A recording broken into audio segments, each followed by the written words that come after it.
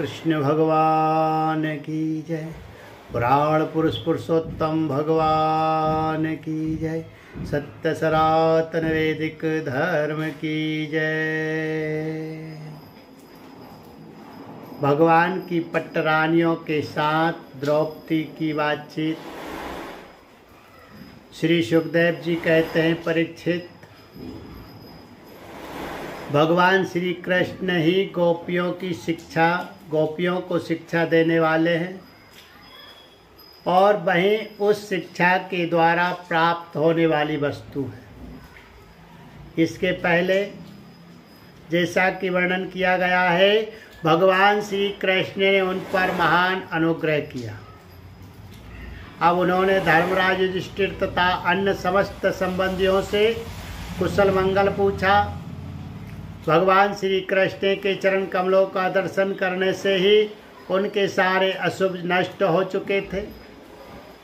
अब जब भगवान श्री कृष्ण ने उनका सत्कार किया, कुशल मंगल पूछा, तब वे अत्यंत आनंदित होकर उनसे कहने लगे, भगवान, बड़े बड़े महापुरुष मन ही मन आपके चरणारविंद का मकरंद रस पान करते रहते हैं। कभी कभी उनके मुख कमल में लीला कथा के रूप में वह रस छलक पड़ता है। प्रभु, वह इतना अद्भुत दिव्य रस है कि कोई भी प्राणी उसको पी ले तो वह जन्म मृत्यु के चक्कर में डालने वाली विस्मृति अथवा अविद्या को नष्ट कर देता है। उसी रस को जो लोग अपने कानों के दोनों में भर भर कर जी भर पीते हैं, उनके अमंगल की आशंका ही क्या है। भगवान, आप एक रस ज्ञान स्वरूप और अखंड आनंद के समुद्र है। बुद्धि वृत्तियों के कारण होने वाली जागृत, स्वप्न, सुषुप्ति, ये तीनों अवस्थाएं आपके स्वयं प्रकाश स्वरूप तक पहुंच ही नहीं पाती, दूर से ही नष्ट हो जाती है। आप परमहंसों की एकमात्र गति है। समय के फेर से वेदों का हास होते देखकर उनकी रक्षा के लिए आपने अपने अचिंत योग माया के द्वारा मनुष्य का सा शरीर ग्रहण किया है। हम आपके चरणों में बार बार नमस्कार करते हैं। श्री सुखदेव जी कहते हैं, परीक्षित, जिस समय दूसरे लोग इस प्रकार भगवान श्री कृष्ण की स्तुति कर रहे थे, उसी समय यादव और कौरव कुल की स्त्रियां एकत्र होकर आपस में भगवान की त्रिभुवन विख्यात लीलाओं का वर्णन कर रही थी। अब मैं तुम्हें उन्हीं की बातें सुनाता हूँ। द्रौपदी ने कहा, हे रुक्मणी, भद्रे, हे जाम्बती, सत्य, ये सत्यभामे, कालिंदी, सेव्य, लक्ष्मणे, रोहिणी और अन्याय श्री कृष्ण पत्नियों, तुम लोग हमें ये तो बताओ कि स्वयं भगवान श्री कृष्ण ने अपनी माया से लोगों का अनुकरण करते हुए तुम लोगों का किस प्रकार पाणी ग्रहण किया है। रुक्मणी जी ने कहा, द्रौपदी जी, जरासंध आदि सभी राजा चाहते थे कि मेरा विवाह शिशुपाल के साथ हो। इसके लिए सभी शस्त्रास्त्र से सुसज्जित होकर युद्ध के लिए तैयार थे, परंतु भगवान मुझे वैसे ही हर लाए जैसे सिंह, बकरी और भेड़ों के झुंड में से अपना भाग छीन ले जाए। क्यों ना हो, जगत में जितने भी अजय वीर हैं, उनके मुकुटों पर इन्हीं की चरण धूलि शोभायमान होती है। द्रौपदी जी, मेरी तो यही अभिलाषा है कि भगवान के वे ही समस्त संपत्ति और सौंदर्य के आश्रय चरण कमल जन्म जन्म मुझे आराधना करने के लिए प्राप्त होते रहे, मैं उन्हीं की सेवा में लगी रहूं। सत्यभामा ने कहा, द्रौपदी जी, मेरे पिताजी अपने भाई प्रसेन की मृत्यु से बहुत दुखी हो रहे थे। अतः उन्होंने उनके वध का कलंक भगवान पर ही लगाया। उस कलंक को दूर करने के लिए भगवान ने ऋक्षराज जाम्बान पर विजय प्राप्त की और वह रत्न लाकर मेरे पिता को दे दिया। अब तो मेरे पिताजी मिथ्या कलंक लगाने के कारण डर गए। अतः यद्यपि वे दूसरे को मेरा वाग्दान कर चुके थे, फिर भी उन्होंने मुझे स्वयंतक मणि के साथ भगवान के चरणों में समर्पित कर दिया। जाम्बवती ने कहा, द्रौपदी जी, मेरे पिता ऋक्षराज जाम्बान को इस बात का पता न था कि यही मेरे स्वामी भगवान सीतापति हैं, इसलिए वे इनसे 27 दिन तक लड़ते रहे। परंतु जब परीक्षा पूरी हुई, उन्होंने जान लिया कि ये भगवान राम ही है। तब उनके चरण कमल पकड़कर स्वयंतक मणि के साथ उपहार के रूप में मुझे समर्पित कर दिया। मैं यही चाहती हूँ कि जन्म जन्म इन्हीं की दासी बनी रहूं। कालिंदी ने कहा, द्रौपदी जी, जब भगवान को ये मालूम हुआ कि मैं उनके चरणों का स्पर्श करने की आशा अभिलाषा से तपस्या कर रही हूँ, तब वे अपने सखा अर्जुन के साथ यमुना तट पर आए और मुझे स्वीकार कर लिया। मैं उनका घर बुहारने वाली उनकी दासी हूँ। और मित्रवृंदा ने कहा, द्रौपदी जी, मेरा स्वयंवर हो रहा था, वहाँ आकर भगवान ने सब राजाओं को जीत लिया और जैसे सिंह झुंड के झुंड कुत्तों में से अपना भाग ले जाए, वैसे ही मुझे अपनी शोभामयी द्वारकापुरी में ले आए। मेरे भाइयों ने भी मुझे भगवान से छुड़ाकर मेरा उपकार करना चाहा, परंतु उन्होंने उन्हें भी नीचा दिखा दिया। मैं ऐसा चाहती हूँ कि मुझे जन्म जन्म उनके पांव पखारने का सौभाग्य प्राप्त होता रहे। सत्या ने कहा, द्रौपदी जी, मेरे पिताजी ने मेरे स्वयंवर में आए हुए राजाओं के बल पौरुष की परीक्षा के लिए बड़े बलवान और पराक्रमी तीखे सींग वाले 7 बैल रख छोड़े थे। उन बैलों के बड़े बड़े वीरों का घमंड चूर चूर कर दिया था।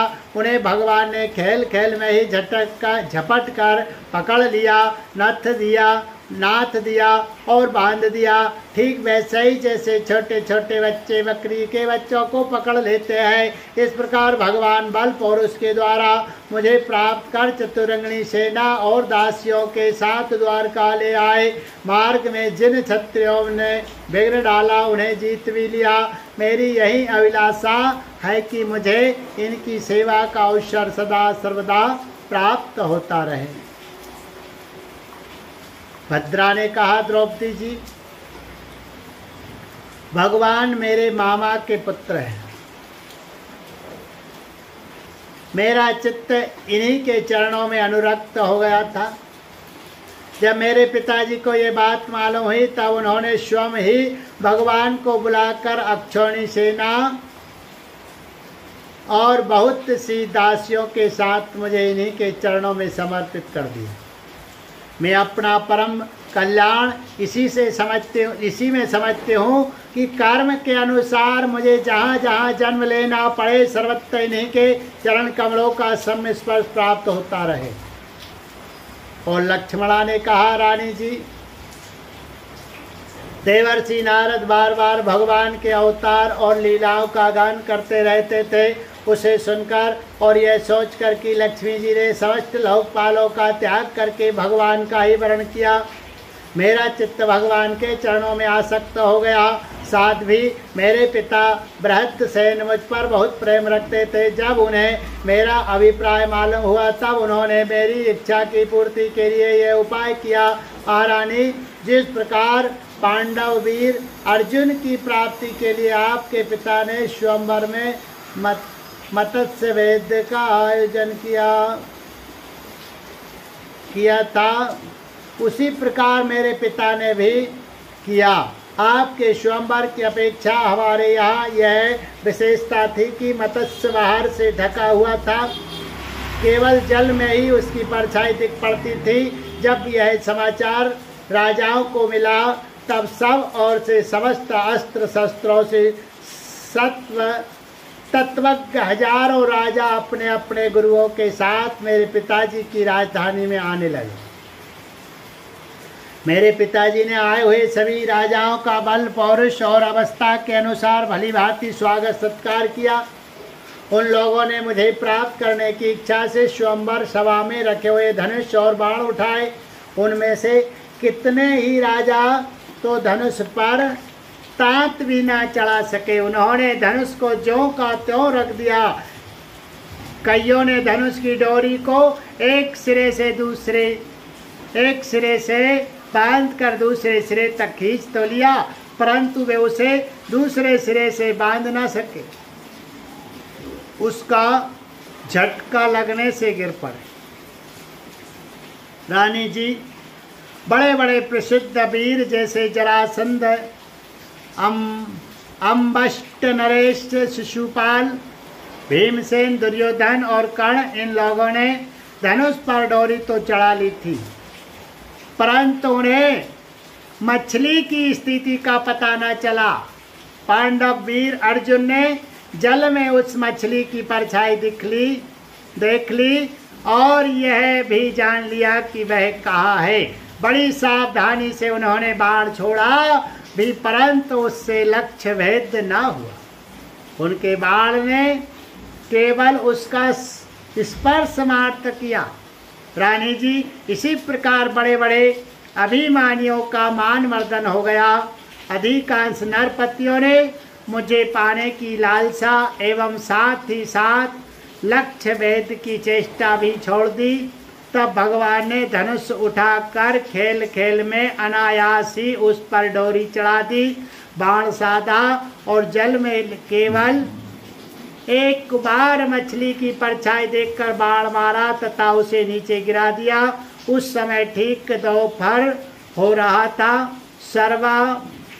सर्वार्थ साधक अभिजित नामक मुहूर्त बीत रहा था।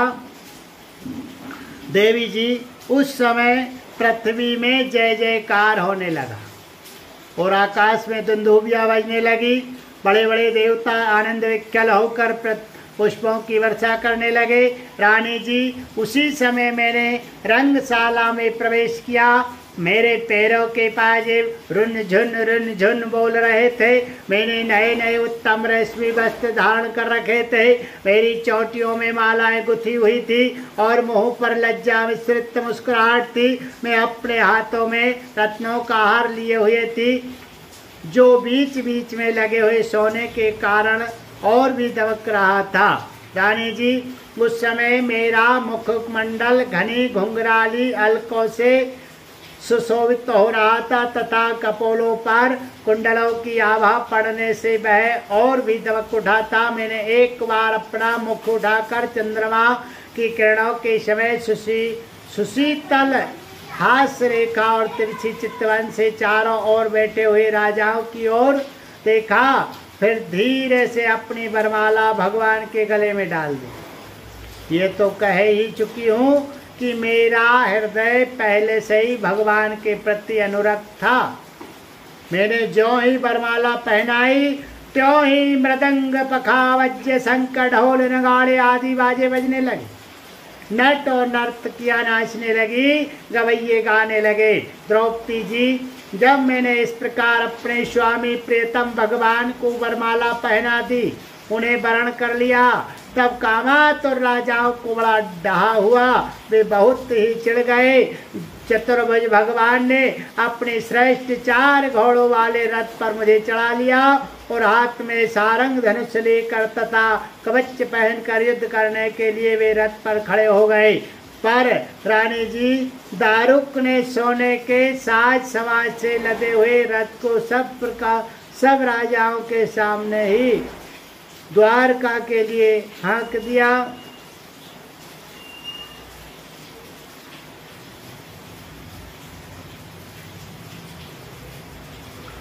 जैसे कोई सिंह हरिणों के बीच में अपना भाग ले जाए।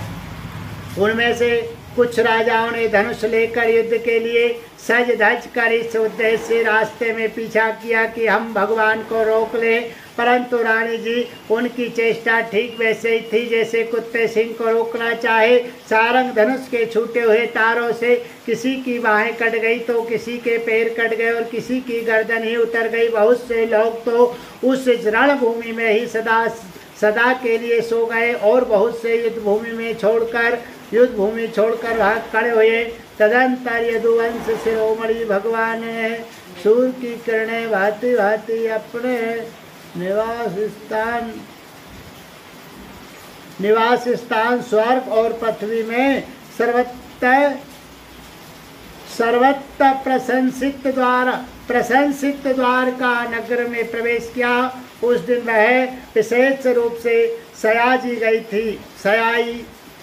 गई थी। इतनी झंडियां, पताकाएं और तोरण लगाए गए थे कि उनके कारण सूर्य का प्रकाश धरती तक नहीं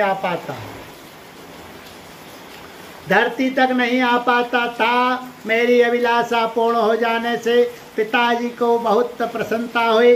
उन्होंने अपने हितैषी सुहृदों, सगे संबंधियों और भाई बंधुओं को बहुमूल्य वस्त्र, आभूषण, शैया, आसन और विविध प्रकार की सामग्रियां देकर सम्मानित किया। भगवान परिपूर्ण है, तथापि मेरे पिताजी ने देव प्रेमवश उन्हें बहुत सी दासियां, सब प्रकार की संपत्तियां, सैनिक, साथी, रथ, घोड़े एवं बहुत से बहुमूल्य अस्त्र शस्त्र समर्पित किए।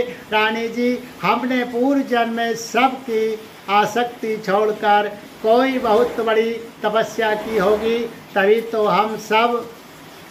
तो हम इस जन्म में आत्माराम भगवान की गृहदासियां हुई हैं। 16,000 पत्नियों की ओर से रोहिणी जी ने कहा।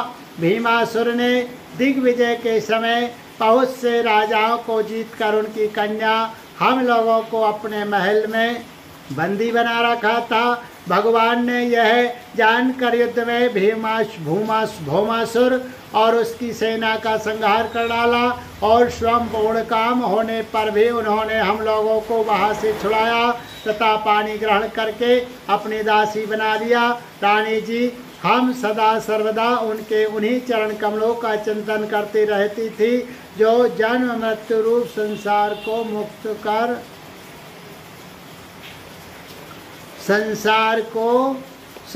से मुक्त करने वाले हैं। साध्वी द्रौपदी जी, हम साम्राज्य, इंद्रप्रद अथवा इन दोनों के भोग, अणिमा आदि ऐश्वर, ब्रह्मा का पद, मोक्ष अथवा शालोक, सारूप आदि